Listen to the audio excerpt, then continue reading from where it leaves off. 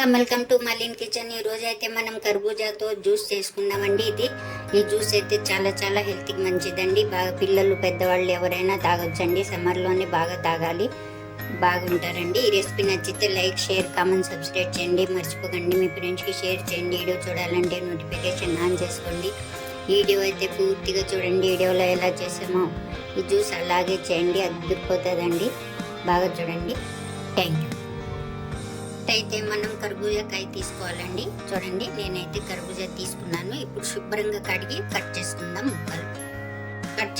చూడండి ముక్కలు. ఇప్పుడు మనం చూడండి సబ్జా గింజలు అండి, సబ్జా సీడ్స్. నేనైతే ఈ చెంచాతో ఒక చెంచా వేసుకొని కొద్దిగా నీళ్ళు వేసుకొని పెట్టానండి. ఇప్పుడే మనమైతే ఒక మిక్సీ జార్ తీసుకోవాలండి. తీసుకొని ఇందులో మనం కట్ చేసి పెట్టుకున్నాం కదండి కర్బూజా ముక్కల్ని మనం మిక్సీ జార్లో వేసేసుకోవాలి.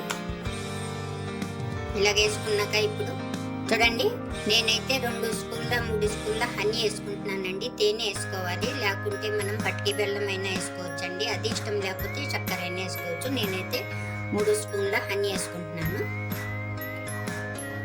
హనీ వేసుకున్న తర్వాత మనం సబ్జా గింజలు నానబెట్టుకున్నాం కదండి 1 స్పూను, అది కూడా మనం 1 స్పూను ఇందులో వేసుకోవాలండి.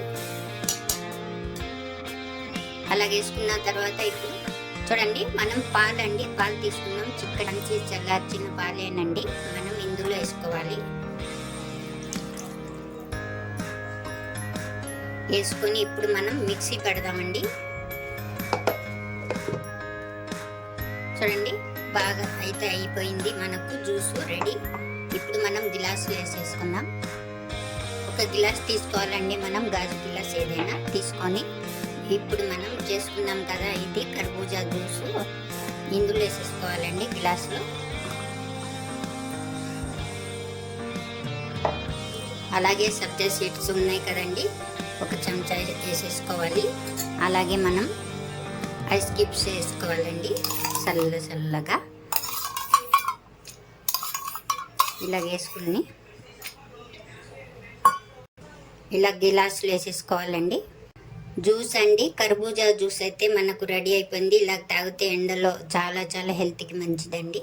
ఈ రెసిపీ నచ్చితే లైక్ చేయండి.